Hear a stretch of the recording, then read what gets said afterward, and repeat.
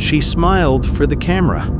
She edited her life into something beautiful, and millions of people believed it. But somewhere between the likes, the comments, and the perfect captions, a young woman was slowly disappearing.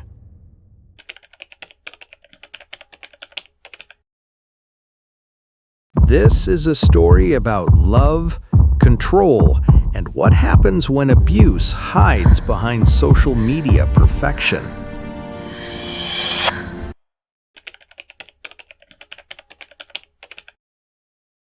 Police were called after a man was seen hitting a woman.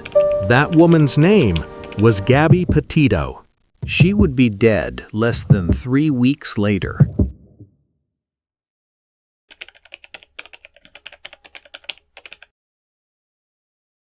Gabby Petito was 22 years old. Like millions of young people, she didn't want a normal life. She wanted a meaningful one. She wanted to travel, to create, to be seen.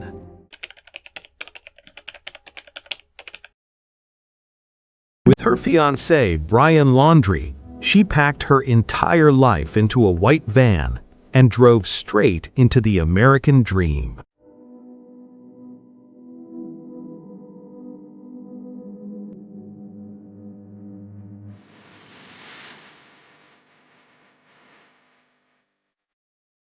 Instagram showed happiness.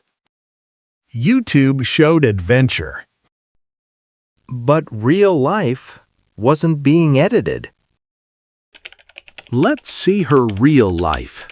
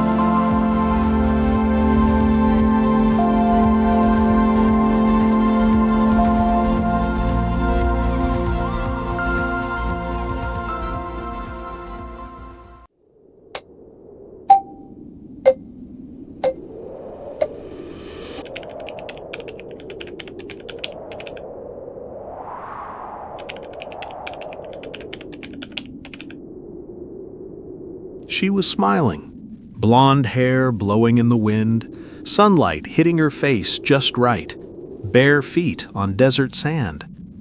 On Instagram, Gabby Petito looked free, free from deadlines, free from ordinary life, free from fear.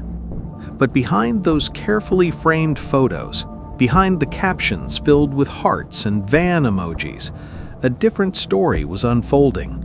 A story no one noticed until it was already too late. In the summer of 2021, millions of people unknowingly became witnesses to one of the most disturbing true crime cases in modern history.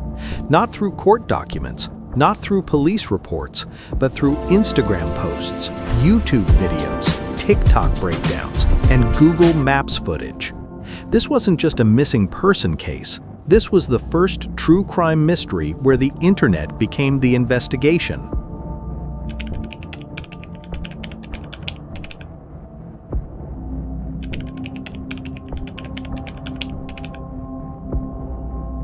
Gabby Petito was a 22-year-old aspiring travel influencer. She had dreams of seeing the world, dreams of living in a van, dreams of turning love and freedom into content. She believed she was starting the best chapter of her life. Instead, she was unknowingly stepping into her final one. And the most chilling part?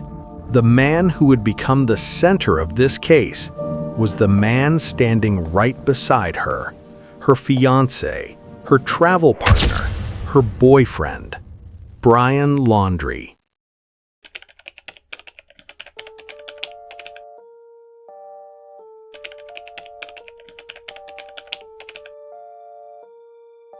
Because while Gabby was posting pictures of sunsets, police were already being called.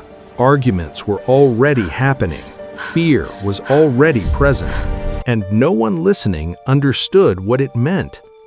On September 1st, 2021, Brian Laundrie returned to Florida. He came back alone. No Gabby, no explanation, no cooperation. And for 10 days, he said absolutely nothing.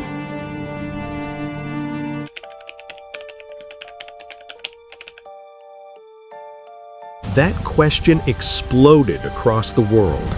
News channels interrupted regular programming. TikTok creators analyzed footage frame by frame. Strangers searched forests and deserts, trying to find a girl they had never met. And slowly, the horrifying truth began to surface. This is the story of a young woman whose life was curated online, but whose death exposed what we often ignore offline. This is the story of love that turned controlling, freedom that turned isolating, and a dream that turned deadly. Gabby Petito, the influencer murder the world watched live. Before the headlines, before the body cam footage, before the manhunt, Gabby was just a girl with a dream. To understand how she disappeared, we first need to understand who she was. Gabby Petito was born on March 19, 1999, in Blue Point, New York. To the people who knew her growing up, Gabby was gentle, emotional, and deeply sensitive. She wasn't loud, she wasn't reckless. She was the kind of person who felt everything: happiness, anxiety, excitement, and fear more intensely than most. From a young age, Gabby loved art. Drawing, painting, journaling, these weren't hobbies to her, they were escapes. When life felt overwhelming, creativity became her safe place. She expressed herself better through colors and words than through confrontation. She was described as kind to a fault, someone who apologized even when she wasn't wrong, someone who tried to keep the peace even at the cost of her own comfort. Gabby struggled with anxiety, something her family and friends were open about later. She was not broken, not weak, but sensitive in a world that often rewards dominance and control. As she grew older, Gabby became increasingly drawn to the idea of freedom. Not the loud, reckless kind, but quiet freedom. The freedom of open roads, the freedom of nature, the freedom of waking up somewhere new. She didn't dream of luxury, she dreamed of space. Wide skies, mountains, deserts, silence. Gabby didn't want a traditional life. She didn't want to sit behind a desk or follow a rigid routine. She wanted a life that felt meaningful, even if it was uncertain. That dream slowly took shape through social media. On Instagram, Gabby discovered a world of van life influencers, young couples traveling across America, documenting sunsets, campfires, and love on the open road. To Gabby, it looked like the perfect life. Simple, creative, free. She didn't want fame, she wanted expression. Her Instagram account wasn't flashy, it was soft, warm, aesthetic. Carefully framed photos of nature, handwritten captions, muted tones. She was trying to build a visual diary, a story of who she was becoming. And most importantly, she wanted to build that story with someone she loved. Gabby came from a close family. Her parents were separated, but she was surrounded by care and support. She had people who loved her deeply, people she could always go back to. But like many young adults, Gabby believed that starting her own life meant leaving everything familiar behind. She wanted independence. She wanted growth. She wanted to prove she could do it on her own. And she believed she had found the perfect partner to do it with. By 2020, Gabby had fully embraced the idea of becoming a travel content creator. She wasn't chasing money, she was chasing meaning. She wanted to document moments that felt real, moments that felt alive. She began planning, saving, visualizing. And slowly, her dream narrowed into one single plan. Buy a van, convert it, travel across the United States, and document everything. It would be her escape from anxiety, her escape from expectations, her escape from feeling small. What Gabby didn't realize was that the dream she was building was also building distance between her and the people who could protect her. Because dreams don't just reveal who we are, they also reveal who the people around us truly are. And soon, Gabby's dream would become inseparable from one name, Brian Laundrie. The person she believed would help her find freedom would slowly become the center of her isolation. And that is where this story truly begins. By early 2021, Gabby's dream stopped being imaginary. It became physical. A white Ford Transit van. To most people, it was just a vehicle. To Gabby, it was a future. She poured herself into transforming it, painting the interior white, adding plants, fairy lights, a bed, storage, and tiny decorative details that made it feel warm and safe. She wanted the van to feel like a home, not just transportation. Every detail mattered. This wasn't about comfort. This was about control over her own life. The van symbolized independence, movement, a fresh start.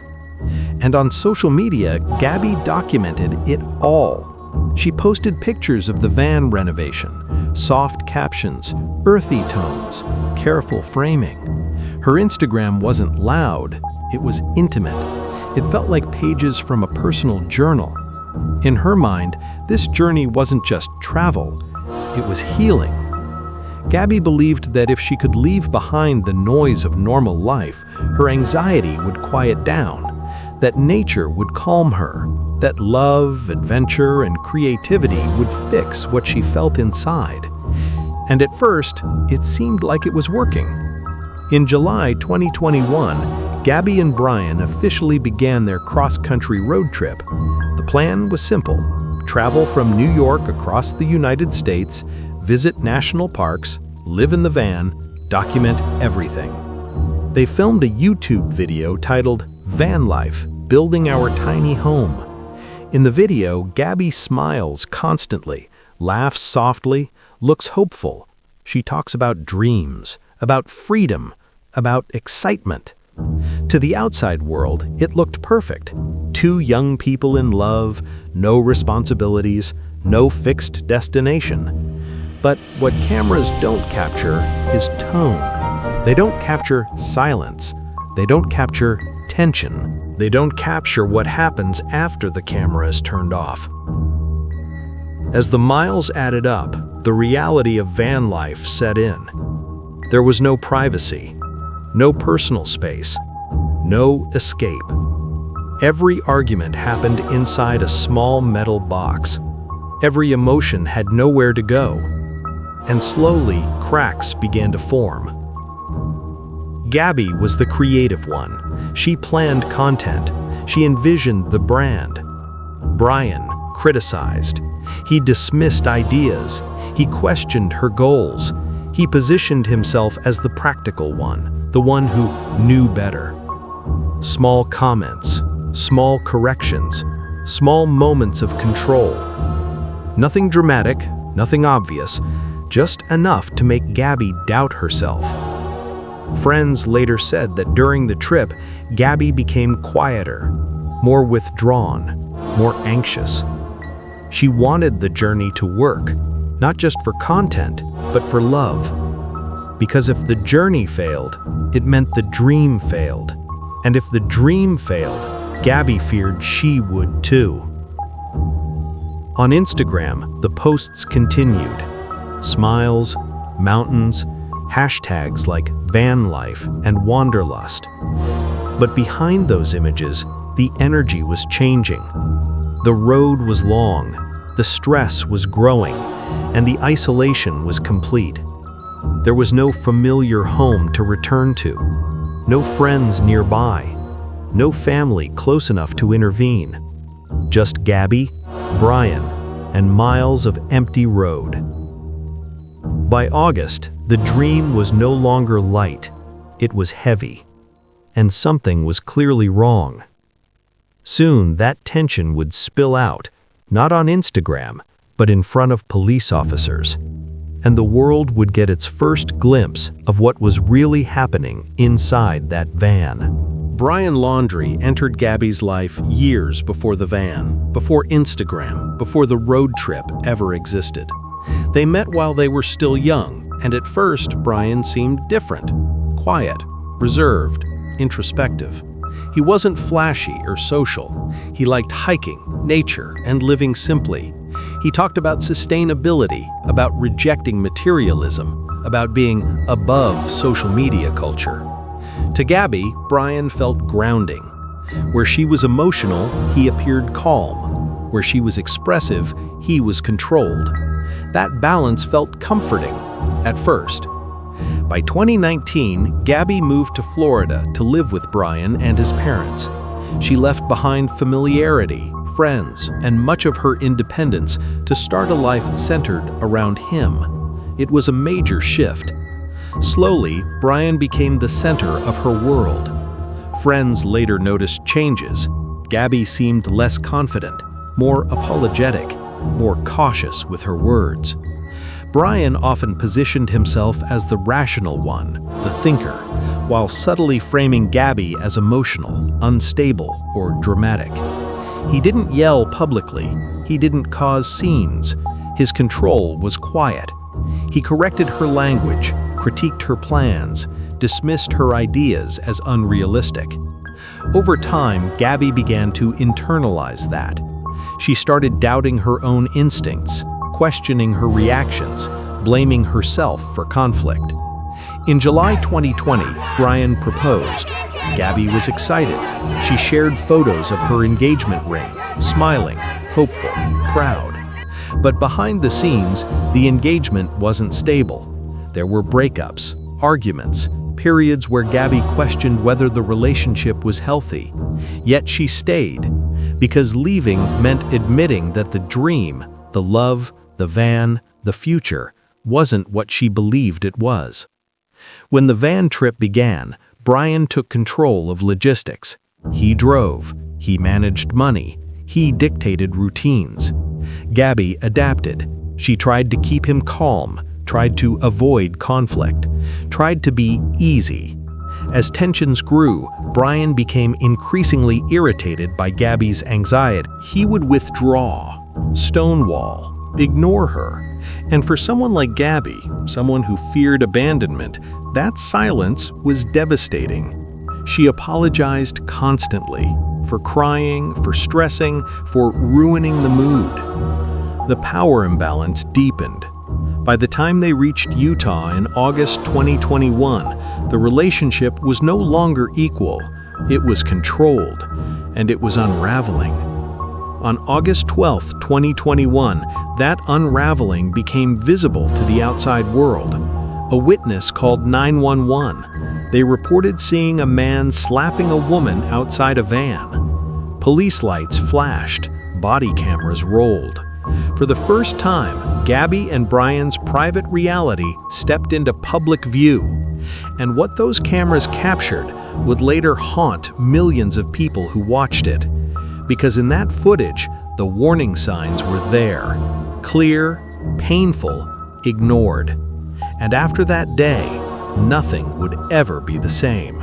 On August 12, 2021, police in Moab, Utah stopped Gabby and Brian after a 911 call reported a domestic dispute. Body cameras recorded everything. Gabby was crying, shaking, apologizing repeatedly. She blamed herself, She said she was anxious. She said she didn't mean to upset Brian. Brian stood calm, controlled, detached.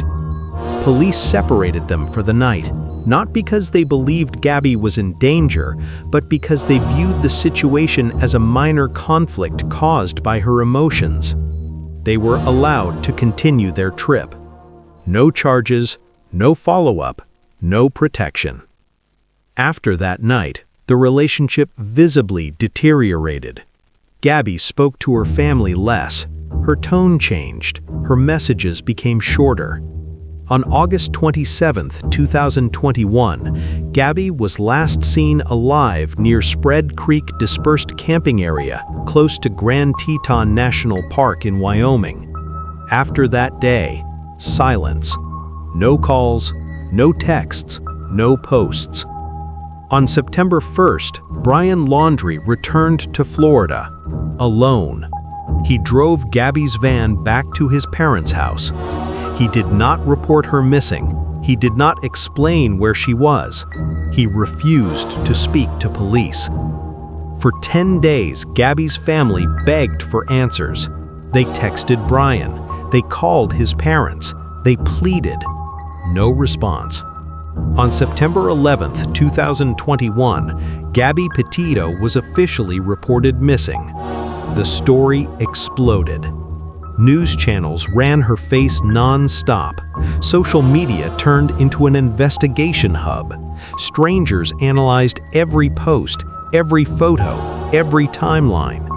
TikTok users discovered critical details. A YouTube travel vlogger unknowingly captured Gabby's van on camera near Spread Creek. The internet did what authorities hadn't. They found her. On September 19, 2021, Gabby Petito's body was discovered in Wyoming. She was 22 years old. The cause of death was strangulation. Her death was ruled a homicide. By then, Brian Laundrie was gone. On September 13th, he left his parents' home and never returned.